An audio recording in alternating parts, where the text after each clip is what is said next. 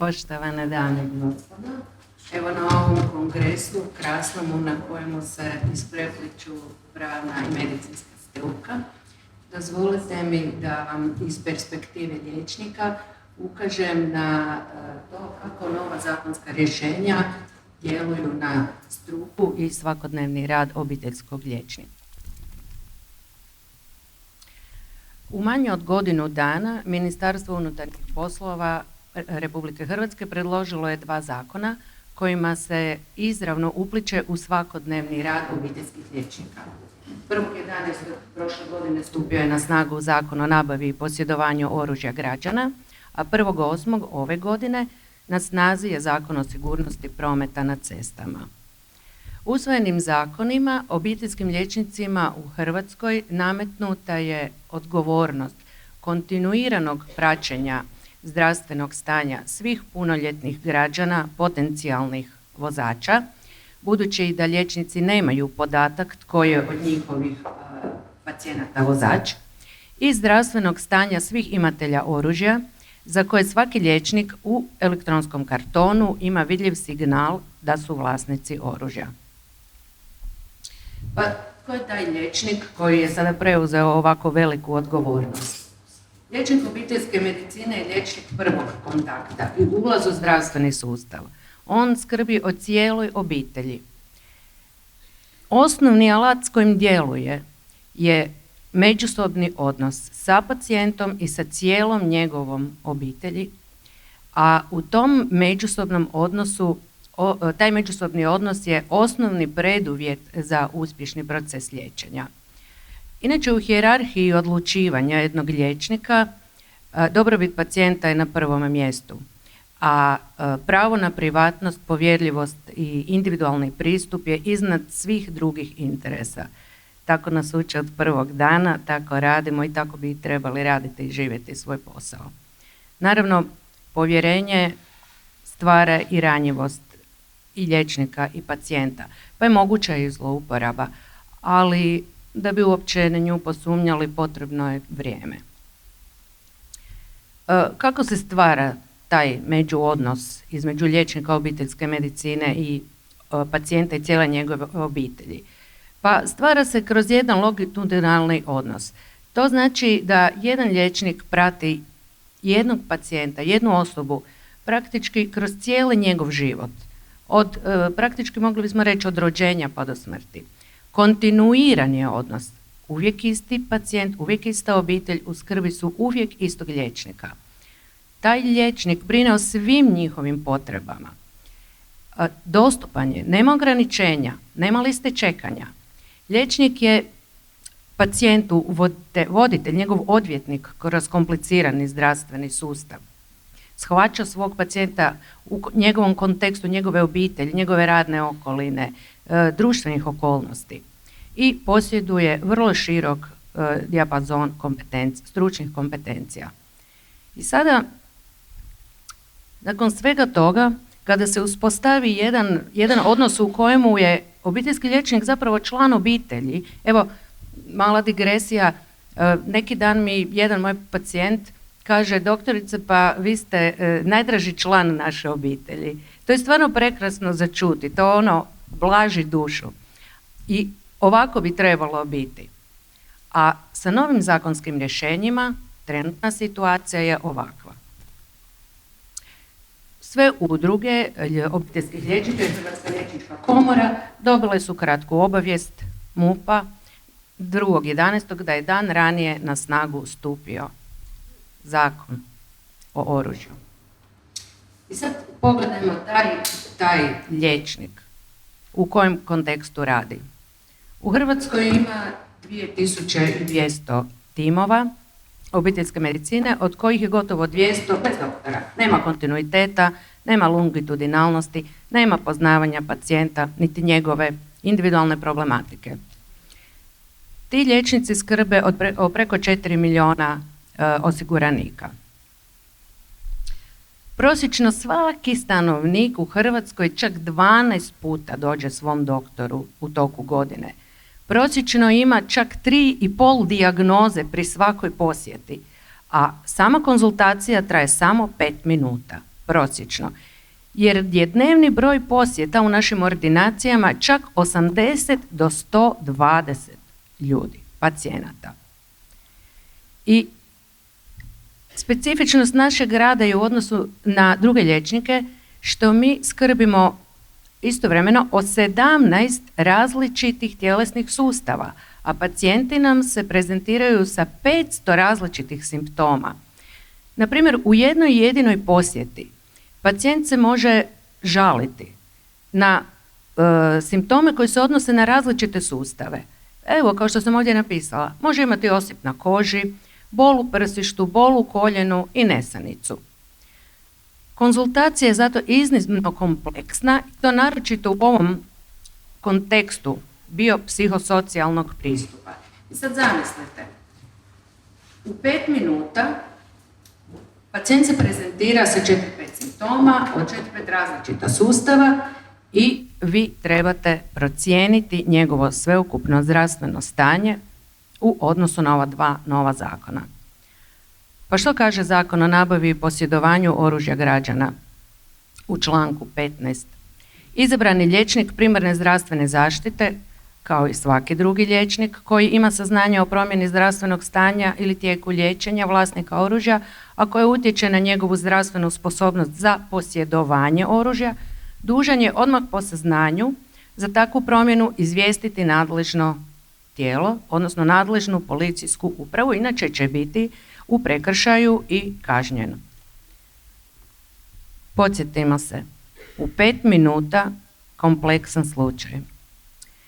Ovim istim člankom zakona je definirano da će MUP pribaviti podatke o izabranim liječnicima svih vlasnika oružja.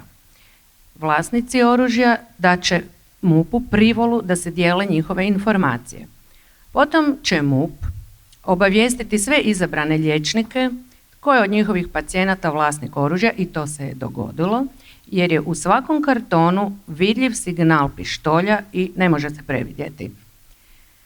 Potom liječnik mora obavijestiti Ministarstvo unutarnjih poslova o svakoj promjeni zdravstvenog stanja svog pacijenta vlasnika oružja.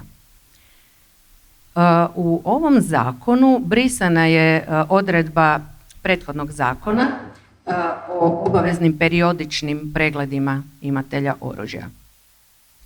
A to vam znači da kada jednom osoba dobije dozvolu za oružje, ona ju ima doživotno. Odnosno imaju do onog trenutka kada njegov obiteljski liječnik, osoba od njegovog posebnog povjerenja, ne prijavi policiji da je došlo do promjene zdravstvenog stanja. Onako da banaliziram, ta osoba doći će, očekivati je da će doći možda čak i stvarno 12 puta u toj godini na pregled. Imaće različite simptome. U kojem trenutku će liječnik tog svog pacijenta, zapravo ružno je reći prijaviti, ali u osnovi o tome se radi, prijaviti MUP-u da je došlo do izmjene njegovog zdravstvenog stanja. Naravno, mi kad smo pročitali taj zakon, uhvatili smo se za glavu jer prvo nam je bilo pred očima šta ćemo sad, pa kako ćemo MUP-u prijavljivati, što ćemo MUP-u prijavljivati. Kriterija za obiteljsku medicinu nema. Postoji naravno pravilnik o zdravstvenim pregledima za utvrđivanje zdravstvene sposobnosti za nošenje oružja, međutim taj pravilnik se odnosi prvenstveno na ovlaštene ustanove medicine rada. Naravno, mi bismo mogli reći da može okvirno poslužiti i nama, međutim taj pravilnik je preširoko postavljen i preopćenit i doslovce ako bismo stvarno postupali kao odgovorni profesionalci i striktno se držali odredaba ovog zakona, mi bismo mogli jednu te istu osobu i nekoliko puta godišnje prijaviti MUP-u da je došlo do izmjene zdravstvenog stanja. Čim smo uočili koje bi to nama probleme u svakodnevnom radu i općenito u našem pristupu, našoj struci i pacijentu moglo stvoriti, odmah smo se obratili institucijama i svim našim stručnim i strukovnim udrugama sa cijelim nizom pitanja koja nam nisu nam odgovori bili jasni. Naravno da smo pitali pa koje su to naše udruge uopće konzultirane pri izradi ovakve odredbe zakona? Da li im naš ministar dao suglasnost? Kojom odredbom navedenog zakona su definirani točni i nedvojbeni kriteriji po kojima ćemo prijavljivati svoje pacijente? Jer ako nemamo te nedvojbene kriterije, šta ćemo reći našim pacijentima? Kako ćemo im se opravdati da smo narušili taj naš odnos povjerenja, našu ulogu u njihovoj cijeloj obitelji? Isto tako, postavio se problem, a što je sa onim, koja je to nulta točka od koje se procjenjuje zdravstvena sposobnost vlasnika oružja? Ako nama jedna osoba, jedan pacijent, nije bio godinama u ordinaciji, godinama nije bio na pregledu, kako bismo mi uopće mogli znati da je došlo do izmjene njegovog zdravstvenog stanja? I ta osoba, taj pacijent počini neko djelo sa oružjem za koje ima dozvolu, a da mi uopće nismo znali da on ima oružje, jer nije bio kod nas, nismo otvorili karton, nismo vidjeli oznaku oružja. A možda ima neko stanje od prije 10 godina koje bi moglo utjecati, ali mi to nismo zapazili. Koja je naša odgovornost ovdje? Što nas štiti? Isto tako, postoji velika nepovezanost između dijelova zdravstvenog sustava.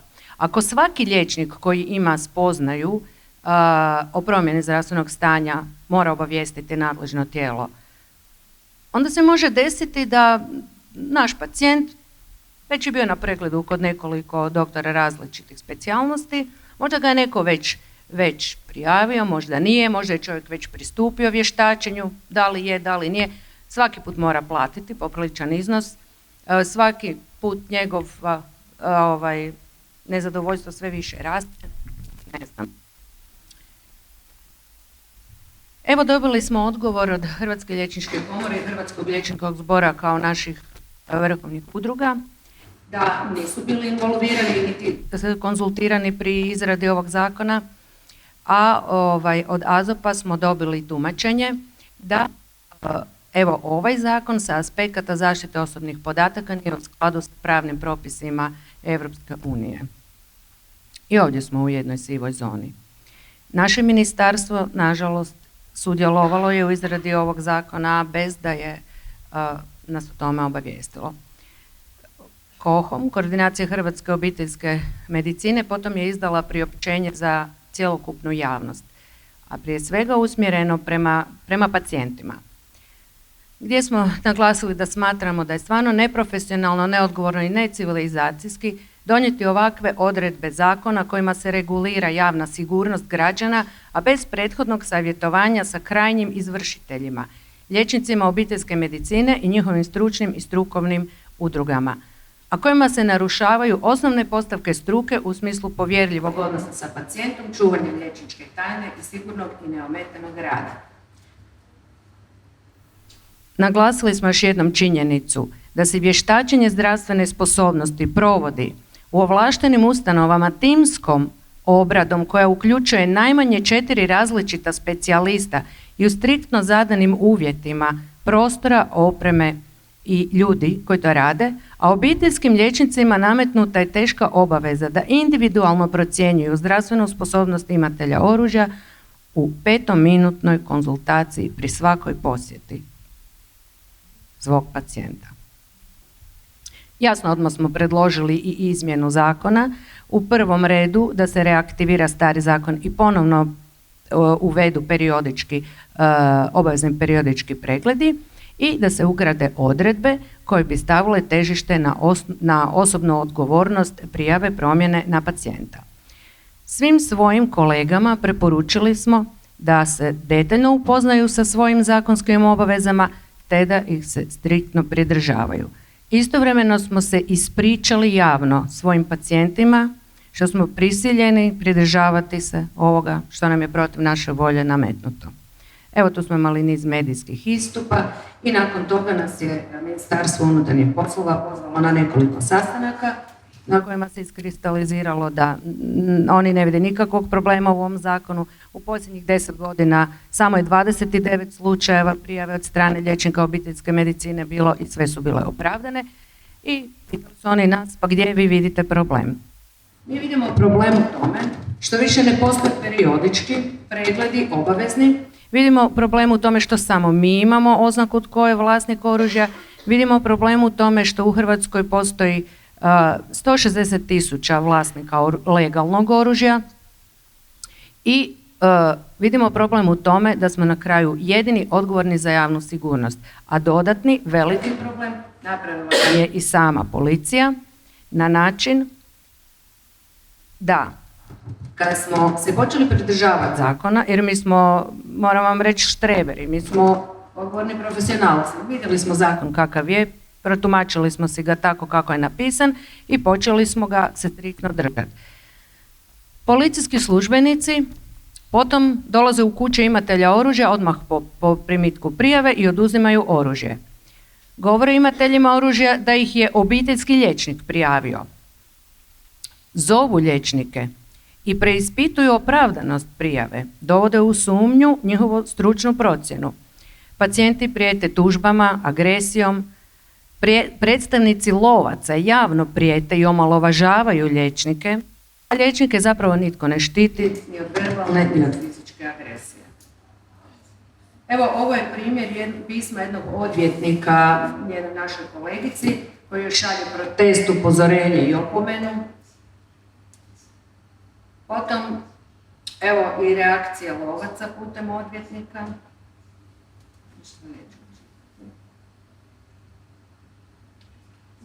Imali smo i nastup u prime time na Hrvatskoj televiziji predsjednika Hrvatskog lovačkog saveza koji nas je proglasio nesposobnima, doslovce bezveznjacima. Nakon toga, a lovaca u Hrvatskoj ima više od pola od ukupnog broja vlasnika oružja. Evo, tužit ćemo odgovorne, tražit ćemo smjenu ministra. Tajnik Hrvatskog lovačkog saveza čak nas optužuje da se radi o organiziranom kriminalu, radi naplate tih pregleda. I nakon svih tih groznih, skandaloznih izjava lovaca u medijima, čak i Hrvatsko društvo za medicinu rada izdalo promemoriju u kojoj se jasno usprotivilo ovakvim odredbama zakona i nazvalo ih da su protiv zdravog razuma, zdravstvene struke i nemogući za provesti. Rezultat svih tih naših akcija bio je da je Ministarstvo zdravstva osnovalo radnu skupinu za izradu pravilnika o načinu obavljanja zdravstvenih pregleda za utvrđivanje zdravstvene sposobnosti, međutim od toga nikakve koristi. Taj pravilnik je sada prošao e-savjetovanje, ali ne donosi ništa novo i ne olakšava našu poziciju u cijeloj ovoj situaciji. Još 2 minute. A evo sada što se je desilo sa Zakonom o sigurnosti prometa na cestama. On je zapravo vrlo sličan ovom zakonu o oružju. Isto tako propisuje obavezu liječnika da prijavi policijskoj upravi izmjenu zdravstvenog stanja vozača. Isto će biti prekršajno gonjen ukoliko to ne napravi. Međutim, ovdje se navodi taksativno liječnik koji je obavio pregled ili je liječio vozača te izabrani liječnik. Također postoji pravilnik o zdravstvenim pregledima, niti on ne definira točno koje su to promjene zdravstvenog stanja koje bi predstavljale zapreku za sigurno upravljanje vozilom. Samo su nabrojene određene bolesti i stanja radi kojih bolesnik mogao biti vještačen kao nesposoban ili privremeno nesposoban. A isto tako u velikom dijelu su navedene opisno i zbog toga su podložne tumačenju. A najgore od svega je što su navedena i sva ostala stanja i bolesti koje mogu utjecati na sigurno upravljanje vozilom. Kod nas se je javila sada jedna dvojba. Da li se na obavještavanje o stanjima koja se ne smatraju bolešću, ali mogu utjecati na sposobnost sigurnog upravljanja vozilom, mogu prekršajno sankcionirati. To izvješće izgleda ovako. Problem je isto tako tko je vozač od naših pacijenata, jer mi o tome nemamo saznanja, a pacijent nam nije dužan to odgovoriti. Isto ne znamo kakav je bio rezultat njegovog izvanrednog pregleda, niti da li je netko već obavijestio MUP o izmjeni. Posljedica za liječnike što su izloženi prekršajnom postupku ukoliko ne postupe po odredbi članka 233 ovog zakona, a s druge strane izloženi su agresiji, nasilju i ljutnji pacijenata ukoliko postupe po navedenom zakonu. Od toga nemamo prave zaštite. Osim toga, u ulozi prijavljivača dolaze u sukob sa svojom profesionalnom etikom i krše institut liječničke tajne. Evo posljedica obavještavanja. Ispunili smo zakonsku obavezu. Da, po zakonu nismo povrijedili liječničku tajnu, ali vrlo je izvjestan poremećaj odnosa sa pacijentom i njegova moguća agresija. Ono što je najgore od svega moguće je da pacijent nakon toga prikriva svoje tegobe, izbjegava liječnika, ne liječi se, ne dolazi. Nakon što policijska uprava pozove pacijenta na izvanredni zdravstveni pregled, ako se ustanovi da je sposoban, policijska uprava će mu refundirati troškove pregleda, a ako se ustanovi da nije sposoban, pridonijeli smo sigurnosti prometa na cestama. Ako ne obavijestimo, vozač je osoba koja ugrožava sve ostale u prometu i samoga sebe, mi nismo ispunili zakonsku obavezu, bit ćemo kažnjeni za prekršaj i dobit ćemo novčanu kaznu, a opet najgore od svega moguće je naša građansko-pravna odgovornost za naknadu štete, koja može uništiti egzistenciju cijele liječnikove obitelji. Evo opet, groznom koincidencijom, netom je zakon usvojen, dogodila se strašna prometna nesreća na Svetoj Heleni, gdje je ovisnik izazvao stradavanje čak 3 osobe. Jedina osoba iz cijelog ovog slučaja koja je u brzom postupku sankcionirana bila je obiteljska liječnica tog okrivljenika. Ona je u roku od tjedan dana imala pretres ordinacije, sve medicinske dokumentacije i za 2 tjedna je već na prvostupanjskom sudu bila osuđena. Svi naši kolege zato su vrlo brzo saznali i nastala je panika.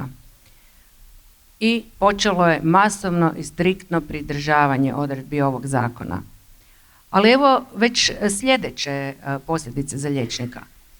Kolegica koja radi u ruralnom području 25 godina, jedini liječnik je tamo. Nema šanse da će se naći drugi liječnik. Lijepo je slijedila odredbe ovog zakona. Prijavila svog pacijenta na izvanredni pregled, a on ju je onda saopćio ukoliko ostane bez vozačke dozvole, bolje da je nema. To se događa svaki dan. Druga kolegica dobila je prijeteće pismo od pacijentice. Pa evo i ovog problema. Temeljem čega MUP prilikom podnošenja optužnog prijedloga određuje kada će protiv liječnika postupiti? Protiv kojeg liječnika? Da li protiv više njih? Budući da u zakonu lijepo piše i liječnik je obavio pregled, i koji liječi vozača i izabrani liječnik. Podsjetimo, ovaj okrivljenik od Svete Helene boravio je 3 mjeseca u bolnici na bolničkom liječenju, na psihijatriji, i nakon što je otpušten, sudjelovao je u ovoj prometnoj nesreći. Jedina optužena i osuđena je njegova obiteljska liječnica, koja uopće nije imala spoznaje da se njezin pacijent nalazi na bolničkom liječenju. Temeljem čega MUP odlučuje? Pa smo, da bismo došli do tog odgovora, organizirali okrugli stol na kojemu su sudjelovali suci Visokog prekršajnog suda, predstavnici MUP-a, Ministarstva zdravstva, saborski zastupnici, predsjednica saborskog odbora za zdravstvo i socijalnu politiku i njezin potpredsjednik i profesorica pravnog fakulteta. Evo što smo zaključili. Ministarstvo unutarnjih poslova nema kriterij po kojem odlučuje protiv kojeg liječnika i u kojem slučaju će podići optužni prijedlog, već to čini prema slobodnoj procjeni nadležne policijske uprave. Nema opravdanja za liječnika koji nije postupio po zakonu, čak ni onda ako neki drugi liječnik koji je ranije od njega imao spoznaju o tom konkretnom pacijentu je imao tu spoznaju, i nije prijavio. U Republici Hrvatskoj ne postoji sudska praksa u slučajevima protiv liječnika u odnosu na prometne nesreće, niti postoji slična regulativa u zemljama Europske unije, niti postoji slična sudska praksa u zemljama Europske unije. To je nama stvorilo ogromnu pravnu nesigurnost. Ova kolegica koja je u prvostupanjskoj presudi osuđena, žalila se. Sada će biti zanimljivo vidjeti da li će možda biti potrebno provesti neko novo vještačenje. Ko će biti vještači? Hoće li biti pravne ili medicinske struke? Da li će se uopće složiti? Kako će to sve skupa završiti? Mogu vam iskreno reći da je među mojim kolegama jako veliki nemir. I evo, ovo je svakodnevica u ordinaciji, vjerojatno vama svima zvuči poznato. Doktore, vrlo teško podnosim kemoterapiju. Trnu mi noge, bole me križa. Slabije vidim čitati, imam slabiji sluh. Kašljem, teško dišem. Žao mi je. Moram vas prijaviti MUP-u radi vozačke, a vidim imate i oružje. Pa zašto mene? Zašto baš sad? Pa ko vas tjera? Ko znao da me niste prijavili? Izdali ste me, neću vam više nikada doći. Tužit ću vas. Zbog vas sam bespotrebno platio. Moj pacijent je platio pregled za vlasnika oružja, nakon 3 mjeseca sam ga prijavila radi vozačke.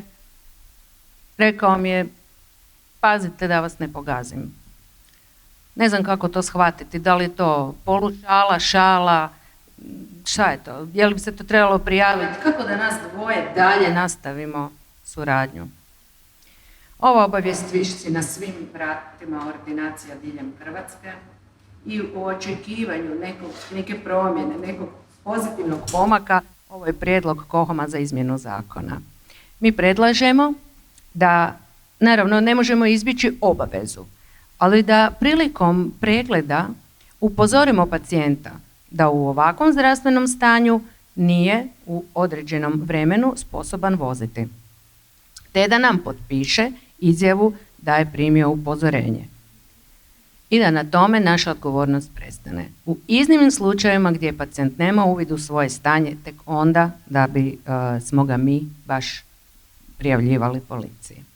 I hvala na pozornost.